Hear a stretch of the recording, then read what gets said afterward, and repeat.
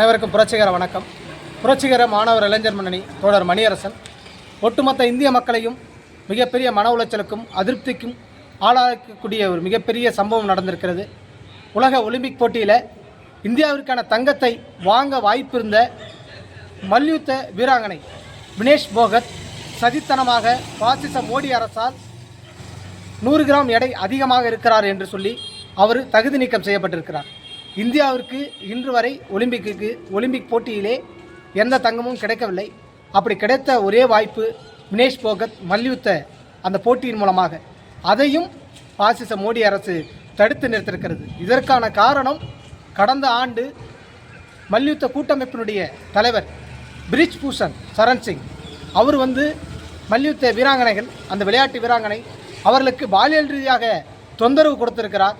அதை எதிர்த்து அவர்கள் தொடர் போராட்டங்களை நடத்துகிறாங்க. கிட்டத்தட்ட டெல்லியில் 6 மாதம் மேலாக கடந்த ஆண்டிலே போராட்டங்கள் நடத்தியிருக்காங்க. அதே பல விளையாட்டுப் போட்டிகளில் அவர்கள் வாங்கின கேல் ரத்னா விருது, அர்ஜுனா விருது, இதை போன்ற விருதுகளையும் அவர் இந்திய அரசுக்கே திருப்ப ஒப்படைக்கணும் அப்படிங்கிற வகையில் அந்த போராட்டம் என்பது பல மடங்கு எதிர்வினை ஆற்றியிருக்கிறது. அப்படி இருந்து அந்த நபர் மீது வழக்கு பதிவு செய்திருக்கிறதா அப்படின்னா கிடையாது.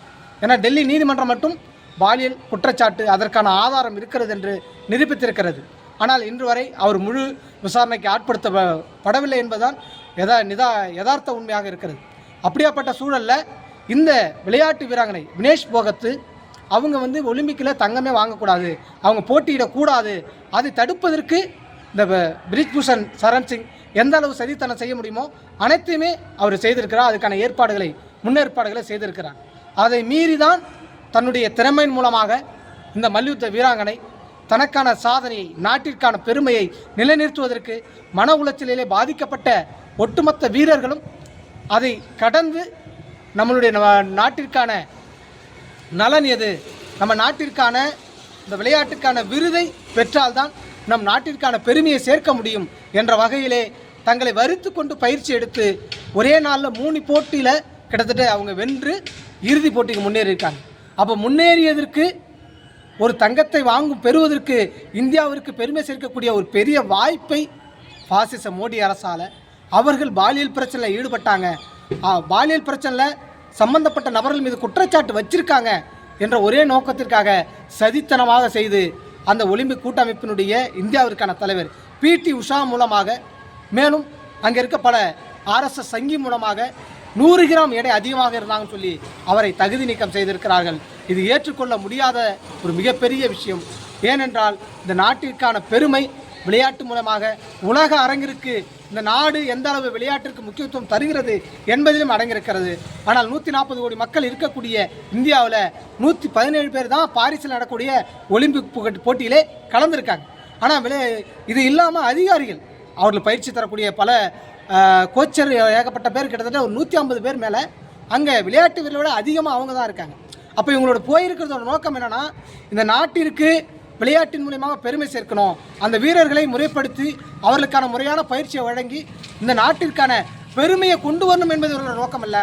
யாரெல்லாம் நம்மளை எதிர்க்கிறார்கள், ஏனென்றால் நாம் இங்கே நடைமுறையிலே உதாரணத்தை பார்க்கலாம். பிஜேபிக்கு எதிராக யாரெல்லாம் அரசியல் செய்கிறார்கள், அதற்கு எதிரான நடவடிக்கையில் யாரெல்லாம் ஈடுபடுகிறார்கள். ஏன் சமீபத்தில் கூட தமிழகத்தில் 40 MP திமுக காங்கிரஸ் கூட்டணி ஜெயிச்சது, அதற்கு பழிவாங்கும் நோக்கத்தோடு நிர்மலா சீதாராமன் இங்கே தமிழகத்திற்கான நிதியை ஒதுக்கலை. ஆனால் உத்தரப்பிரதேசத்துக்கு பல்வேறு மாநிலங்களுக்கு, பிஜேபி ஆளக்கூடிய மாநிலங்களுக்கு கோடிக்கணக்கான நிதி ஒதுக்கியிருக்காங்க. அப்போ அதை மாதிரி யாரெல்லாம் நமக்கு எதிராக இருக்காங்களோ அவங்களுக்கு இடி ரெய்டு விடணும், சிபிஐ விட்டு ரெய்டு விடணும், அவங்க சொத்து அதிகமாக வச்சுருந்தா அவங்க மீது வழக்கு பதிவு பண்ணணும், அவன் நம்மளோட கூட்டணி சேரணும் அப்படின்னு பல அரசியல் கட்சி தலைவர்களை பிஜேபியில் இணைத்திருக்கிறது பாசிச மோடி அரசு.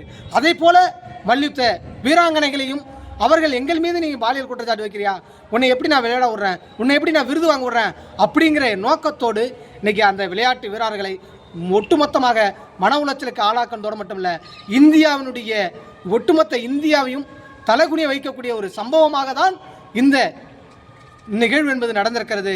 மல்யுத்த வீராங்கனை வினேஷ் போகத் தங்கத்தை வாங்குவது, இறுதி போட்டியிலே அவர் போட்டியிட்டால் தங்கத்தை வாங்க முடியும். ஏனென்றால் ஏற்கனவே நடப்பு சாம்பியனாக இருக்கக்கூடிய பல வீரர்களை கிட்டத்தட்ட 84 போட்டியில் வெற்றி வாகை சூடிய ஜப்பான் வீராங்கனையை இவர் வீழ்த்தியிருக்கிறார். வீழ்த்தி தங்கத்தை பெறுவதற்கான வாய்ப்பு இருந்தது. அதை இந்திய அரசு பாசிச மோடி அரசு சதித்தனமாக அரங்கேற்றி இந்த மல்யுத்த வீராங்கனையை தகுதியில்லை, நீ 100 கிராம் எடை அதிகமாக இருக்கிறாய் என்று சொல்லி வெளியேற்றிருக்கிறது. 100 கிராம் எடையை குறைப்பது மிகப்பெரிய ஒரு விஷயம் இல்லை. அதற்காக அந்த வீராங்கனையும் தன்னுடைய முடியை உடல் எடையை குறைப்பதற்கு பல்வேறு பயிற்சி எடுத்திருக்கிறார். இது காணாதுன்னு உடல்லேருந்து ரத்தத்தெல்லாம் வெளியேற்றிருக்காங்க. இப்படி எல்லா வகையிலும் தன்னால் முடிந்தது என்னவோ அனைத்தையும் செய்திருக்கிறார். ஆனால் இங்கே உள்ள ஊடகம் எல்லாம் என்ன சொல்கிறது என்றால், இந்திய அரசுக்கு சார்பாக, மோடி அரசுக்கு சார்பாக அந்த வீராங்கனை மீது தான் தவறு இருக்கிறது, அவர்தான் உடல் எடையை அதிகரித்து விட்டார் என்று மீண்டும் மீண்டும் ஏதோ இந்திய அரசுக்கு ஜால்ரா போடக்கூடிய வேலையை இங்கே இருக்கிற கோடி மீடியாக்கள் தொடர்ச்சியாக செய்து வருகிறது. இதனை எமது புரட்சிகர மாணவர் இளைஞர் முன்னணி சார்பாக வன்மையாக கண்டிக்கிறோம். அந்த வீராங்கனைகளுக்கும் அந்த ஒட்டுமொத்த இந்த பயிற்சியில் ஈடுபடக்கூடிய அனைத்து விளையாட்டு வீரர்களுக்கும் நாங்கள் தொடர்ச்சியாக அவர்களுக்கு உறுதுணையாக இருப்போம். இந்திய மக்களும் உறுதுணையாக இருப்பார்கள் என்பதை தருணத்திலே தெரிவித்துக் கொள்கிறோம். நன்றி.